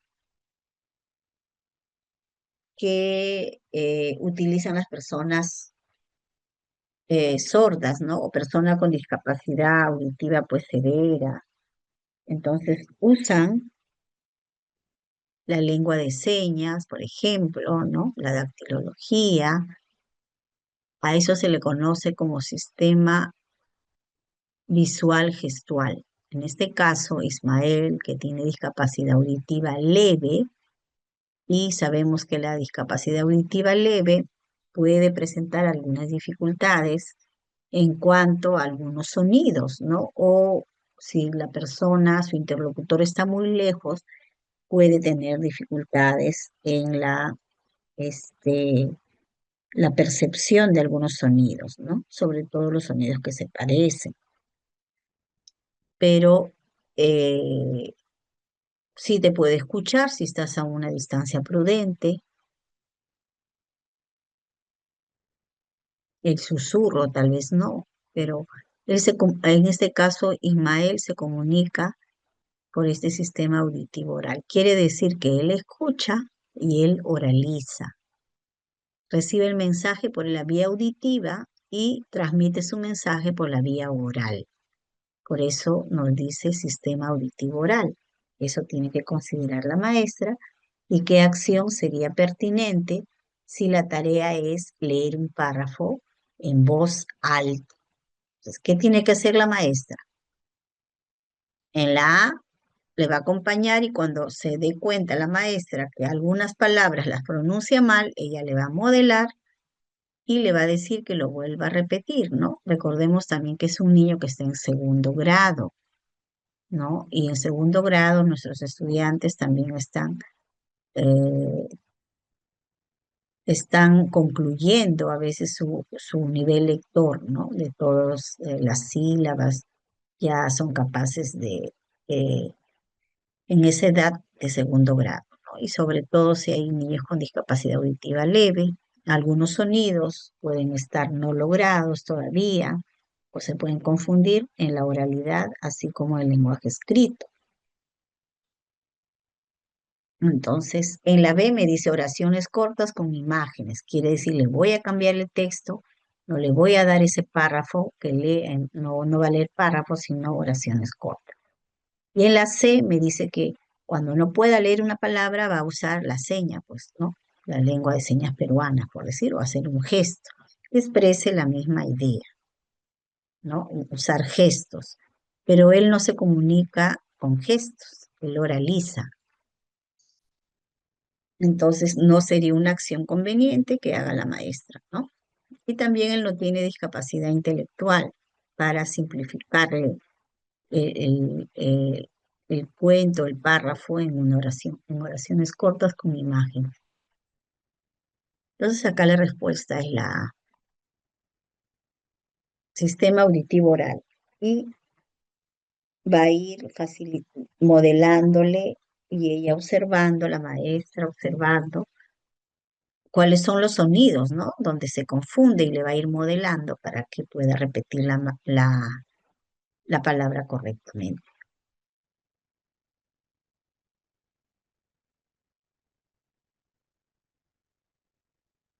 Bien, acá. Raúl, quien presenta discapacidad física y se moviliza en silla de ruedas, asiste al aula de cuarto grado de primaria de una institución de BR, cuarto de primaria. La docente observa que el estudiante no interactúa con sus compañeros durante la hora del juego. Por tal motivo, la docente coordina acciones con la profesional del SANE con el propósito de que Raúl se integre en los juegos. Ese es el propósito, que Raúl se integre en los juegos con sus compañeros. ¿Cuál de las siguientes acciones es pertinente para dicho propósito? Entonces, él se moviliza en silla de ruedas. Está en cuarto grado. Entonces, él no interactúa en recreo con sus compañeros, ¿no? Y lo que quiere la docente es que se integre en los juegos con sus compañeros. A. Coordinar con los estudiantes para que por turnos Raúl participe en los juegos que realizan. Va a coordinar con los estudiantes para que por turnos Raúl participe, ¿no? B. Pedir a los estudiantes que durante los juegos acompañen a Raúl empujando su silla de ruedas, empujando la silla. C. Proponer a los estudiantes la creación de un juego tomando en cuenta las ideas de Raúl sobre cómo podría participar, ¿no? Entonces ahí, ¿cuál sería la alternativa correcta? ¿Qué acción es pertinente, no? Él está incluido, como decimos, en un colegio de en cuarto grado de primaria. Acá no nos han puesto cuál de las siguientes acciones, o según el enfoque inclusivo, o bajo el enfoque inclusivo, qué acción es la más adecuada o pertinente para dicho propósito, o qué acción, bajo el enfoque inclusivo, qué acción debe realizar el maestro o la maestra, no nos han puesto así, ¿no? Pero obviamente él está en una institución educativa inclusiva y lo que se quiere es que él se integre en los juegos con sus compañeros. Entonces, ¿cuál sería lo más conveniente?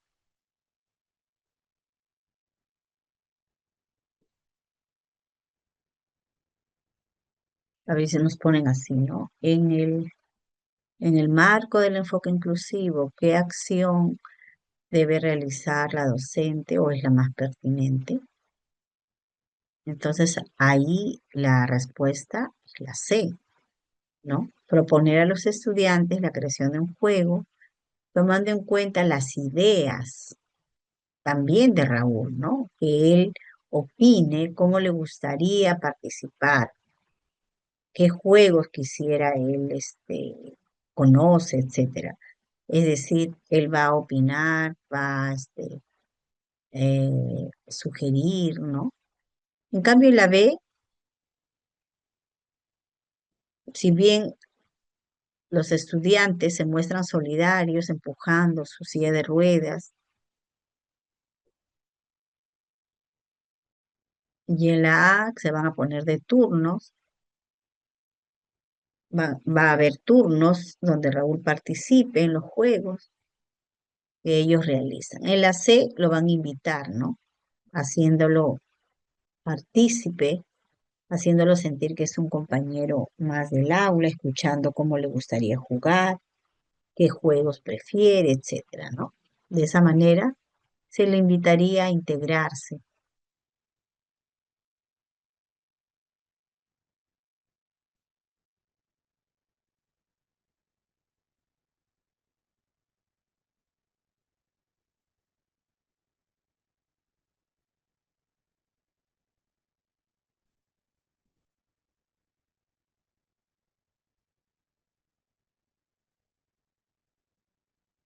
Bien, aquí. La docente del aula de 5 años del nivel inicial, la docente de 5 años, y el profesional no docente de un CEBE han planificado realizar un taller de psicomotricidad con el propósito de estimular en los niños las habilidades motrices de reptar, gatear y caminar, ¿no? Para ello, implementarán un circuito de acción motriz, teniendo en cuenta las características de los niños. Son niños de 5 años de inicial. ¿Cuál de los siguientes instrumentos de evaluación se centra en identificar qué acciones pueden realizar los niños con respecto a sus habilidades motrices de reptar, gatear, caminar? Entonces yo quiero ahí observar las acciones que ellos realizan de esas habilidades motrices. ¿Qué puedo utilizar? ¿Qué instrumento de evaluación? No estamos hablando acá de instrumentos de evaluación. La lista de cotejo, el anecdotario o registro anecdótico o rúbrica.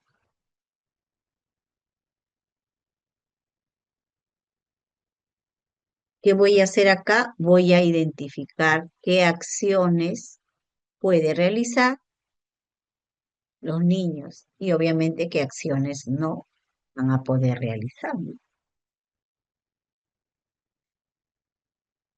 ¿Y de qué instrumento yo me puedo valer?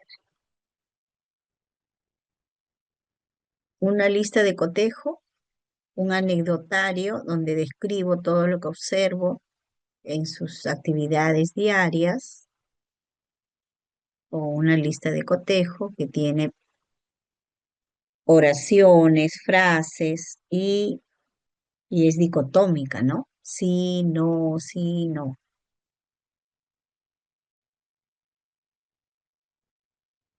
O una rúbrica.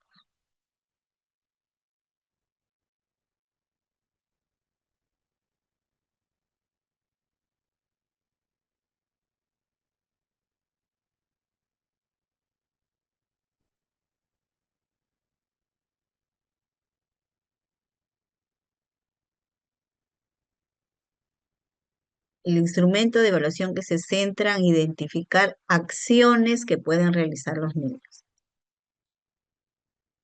Eso es lo que yo quiero.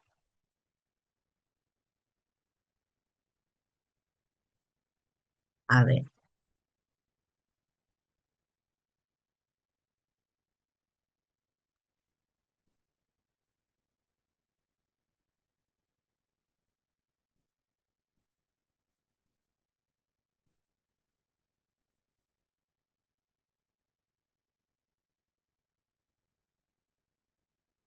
vamos a ver este pequeño videíto de las técnicas e instrumentos. Creo que no he compartido el volumen para recordar. Y ahora sí.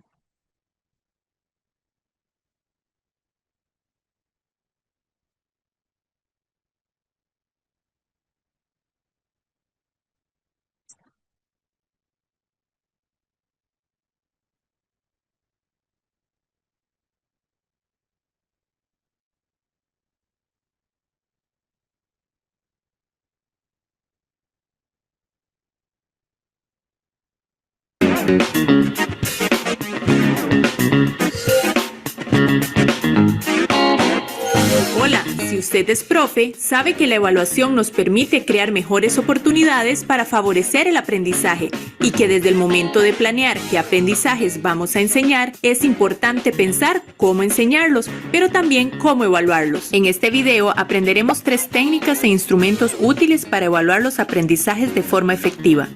Repasaremos en qué consiste cada una y le brindaré ejemplos que podrá aplicar con sus estudiantes de forma inmediata. Para iniciar, es importante tener clara la diferencia entre una técnica y un instrumento de evaluación. Las técnicas de evaluación son los procedimientos utilizados para obtener información acerca del aprendizaje del estudiantado. Nos ayudan a definir cómo vamos a evaluarlos. Los instrumentos de evaluación son recursos concretos y estructurados para el registro de la información del aprendizaje de sus estudiantes. Nos ayudan a definir con qué vamos a evaluarlos. De esta forma, cada técnica de evaluación se acompaña de uno o varios instrumentos. A continuación, veremos 3 técnicas de evaluación que podemos emplear con nuestros estudiantes y los instrumentos asociados a cada una de ellas. Primera técnica, la observación. Es el método que se centra en poner atención a los comportamientos, actitudes y desempeños de cada estudiante en situaciones naturales de aprendizaje. Permite identificar los recursos que posee y comprender cómo los utiliza al momento de aprender.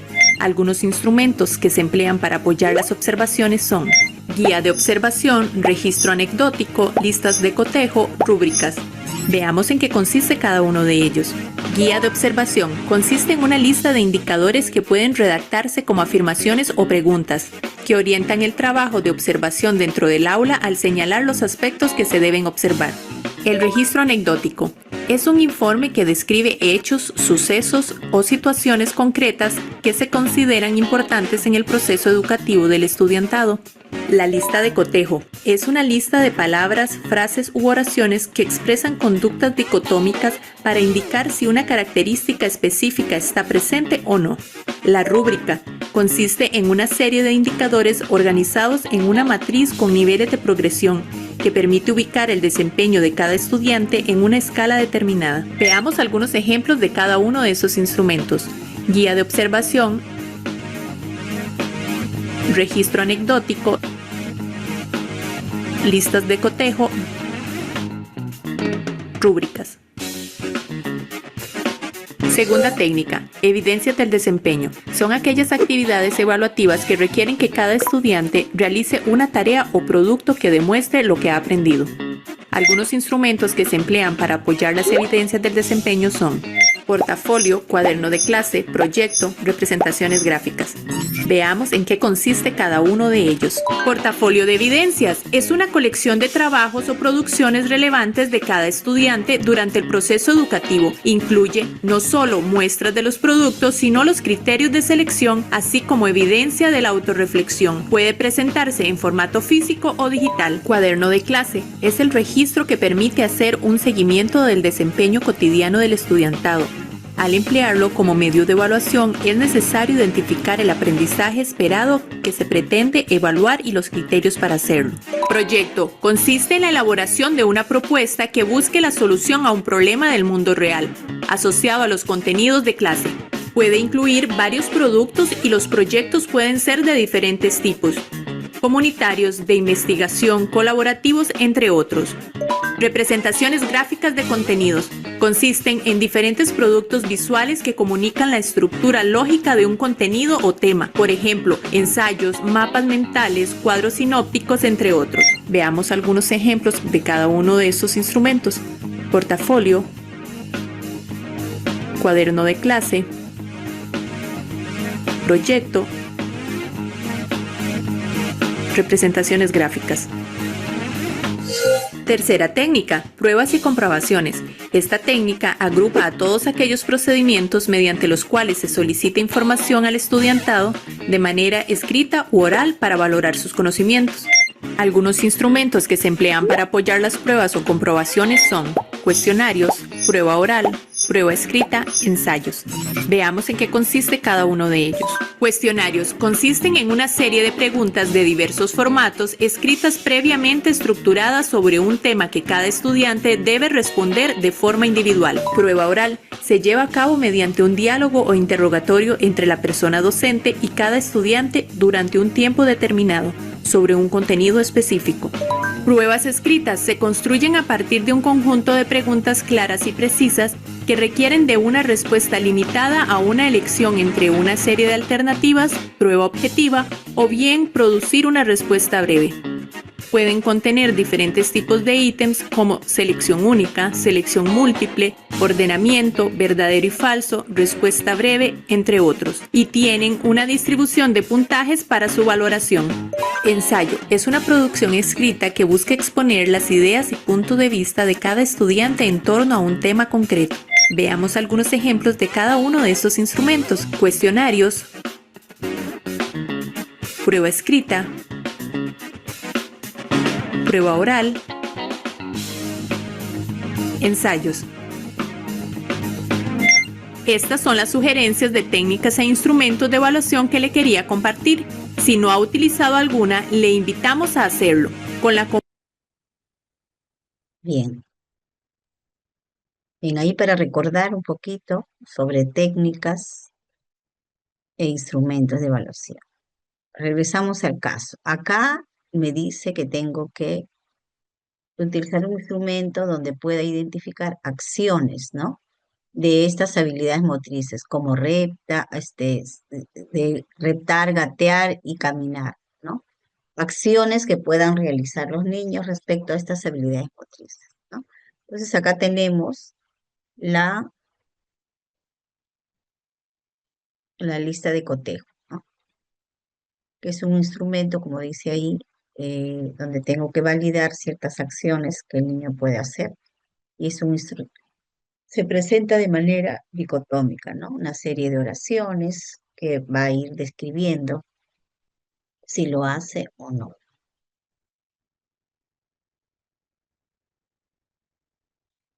En cambio, las rúbricas son descriptores, pero tienen la gradualidad, ¿no?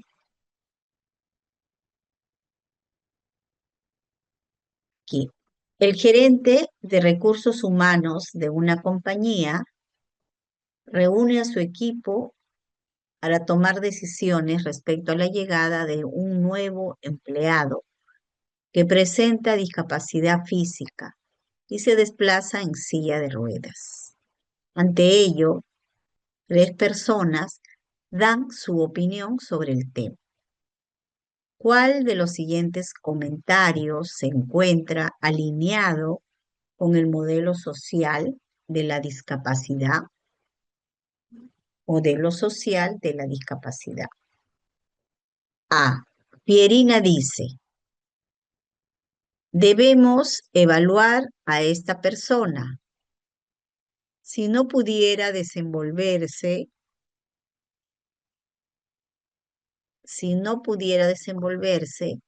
en el ambiente de trabajo como los demás trabajadores, tendría que entrenarse para superar sus dificultades y luego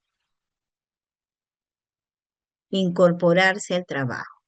Quiere decir que ella le manda a un periodo de entrenamiento para que supere esas dificultades, ¿no? Eso es lo que dice ahí. Y recién pueda incorporarse al trabajo, ¿no? Al mundo laboral. B. Alejandro dice,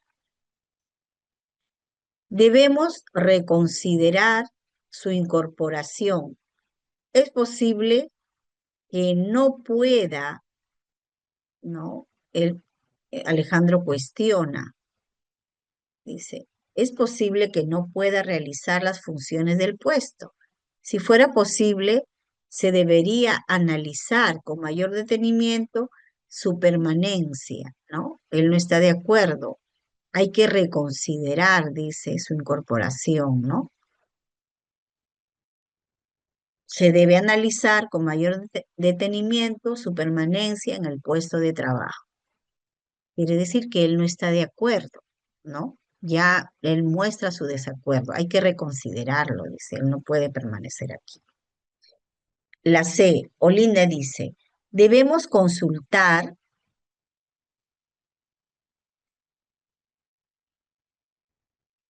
qué requerimientos tendría esta persona para realizar el trabajo. Considero que deberíamos brindarle los apoyos, ¿no? Que requiera para que pueda realizar las funciones del puesto. Entonces, Olinda está pensando en los apoyos para eliminar las barreras, ¿no? Dice qué requerimientos él necesita para que pueda desempeñarse en su trabajo, ¿no? Vamos a ver qué apoyos requiere y le vamos a brindar esos apoyos, dice él. Entonces, acá me habla del modelo social de la discapacidad. Este modelo social está antecedido por el modelo de la médico rehabilitador o modelo rehabilitador, como viene las casuísticas, y el modelo de la prescindencia, ¿ya? Como esto es un repaso, vamos a ver rapidito, acá tengo, y vamos a ver cómo conceptualiza, pues, el modelo social a la discapacidad, ¿no? Porque también en una de las casuísticas nos pusieron esa pregunta. Según el modelo social, la discapacidad es así.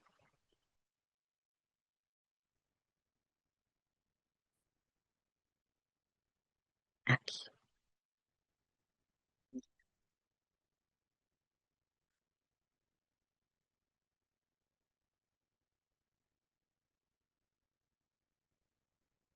En las casuísticas nos vienen acerca de estos conceptos de modelo social de la discapacidad, pero también nos hablan de otros modelos, ¿no? Que están relacionados a modelos educativos, ¿no? De exclusión, de integración, modelo de segregación, ¿no? Eso es en cuanto a la educación propiamente. En cambio, estos modelos están relacionados desde la perspectiva de los derechos humanos, de los derechos que se le otorgaba a la persona con discapacidad, ¿no? Desde tiempos antiguos. Entonces, el modelo social, cómo ha ido evolucionando estos modelos de atención a la discapacidad, ¿no? A lo largo de toda la historia. Entonces, ahí vamos a recordar el modelo de la prescindencia, el modelo rehabilitador y el modelo social, ¿no? Acá es desde la perspectiva de los derechos de la persona con discapacidad, ¿no? Entonces, ¿qué me dice el modelo de la prescindencia? Que tiene que ver con una de esas alternativas, ¿no? Acá las causas de la discapacidad tienen un origen místico, religioso, ¿no? Las personas con discapacidad son consideradas defectuosas, innecesarias, improductivas, hay que prescindir de ellas, no son necesarias para la sociedad. Las personas son una carga para la sociedad, viven de la caridad y de la asistencia. Son objetos de lástima, de humillación, ¿no? Y tienen un estatus social inferior, ¿no? Recordemos que incluso en algunas sociedades antiguas se desarrollaban políticas eugenésicas porque se le consideraba personas subnormales, deficientes, ¿no? Y incluso se les quitaba la vida, ¿no? No tenían derecho a vivir, ¿no? Y a participar en la sociedad, tanto educativamente, laboralmente, etcétera. Se las marginaba. Por eso es que dentro de las expresiones, cuando nos viene según el modelo social, según de la presidencia, tenemos que relacionarlo. Si es de la presidencia, se le quita sus derechos, se afecta eh, sus derechos incluso a la vida, ¿no? Y cuando nos dicen de una opción laboral, pues se le limita a trabajar, ¿no? Ahí vemos en la casuística que dice, creo que hay que reconsiderar, ¿no? Que él esté laborando aquí, ¿no? Le quita, le priva de su derecho, lo ve como una persona defectuosa, innecesaria para laborar ahí. Otros comentarios como, yo creo que debe permanecer en su casa, ¿no? Si es que lo han llevado a una fiesta, ¿por qué lo traen aquí? Las personas como él deberían quedarse en casa, prescindencia, ¿no? Le quita los derechos a participar. Es por eso que antes se practicaba pues ese modelo de eugenésico, ¿no?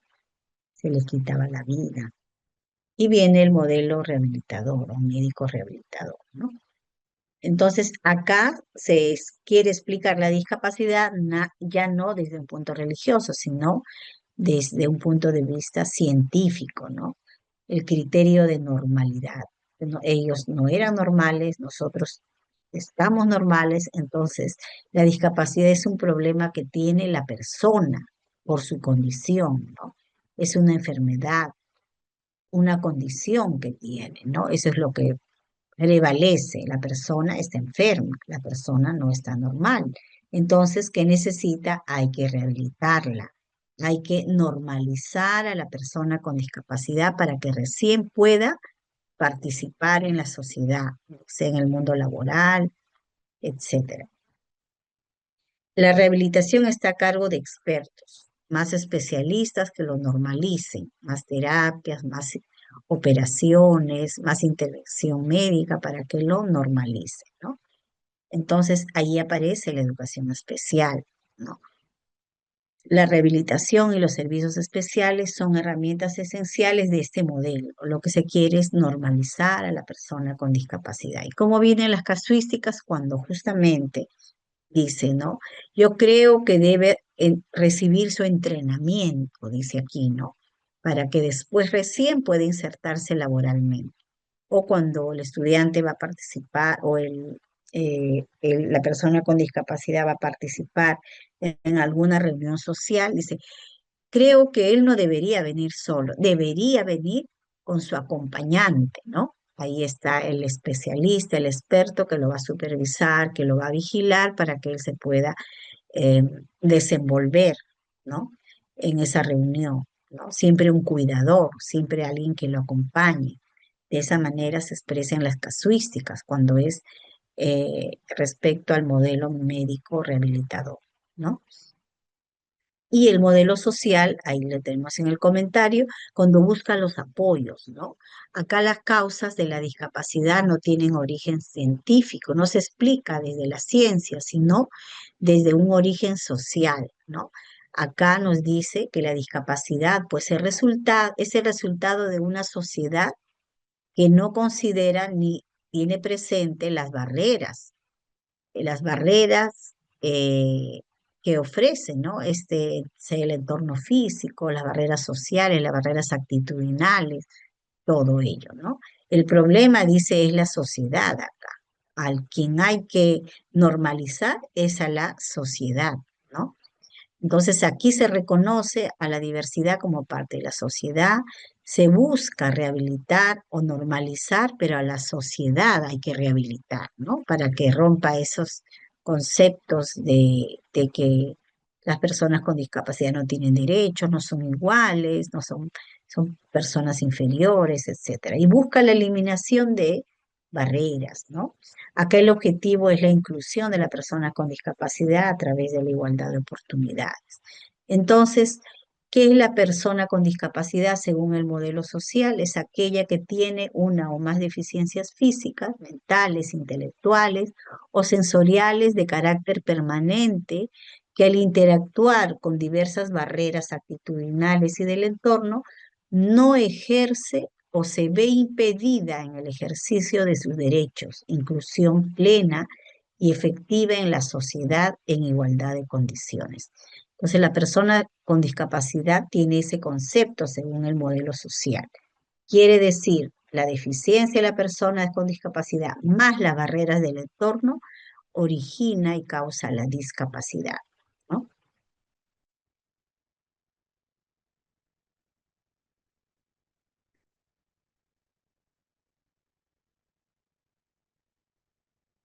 Bueno, vamos hasta ahí.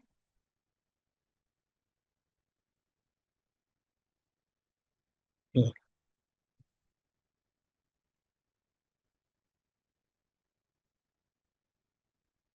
Entonces, aquí el comentario me dice cuál de los siguientes comentarios se encuentra alineado con el modelo social de la discapacidad,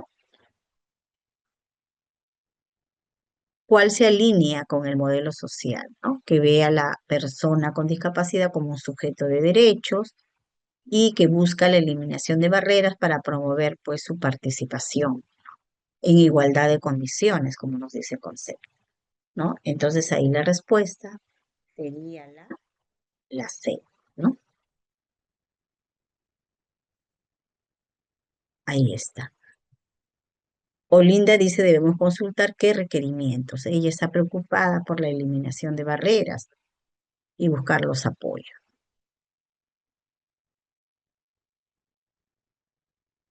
Bien, entonces ahí nos quedamos por el día de hoy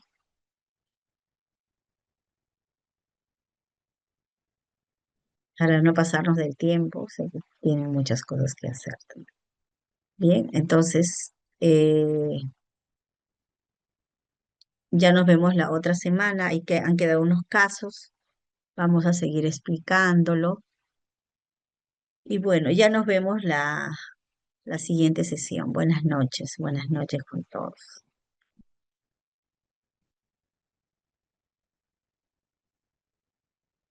Buenas noches, maestra.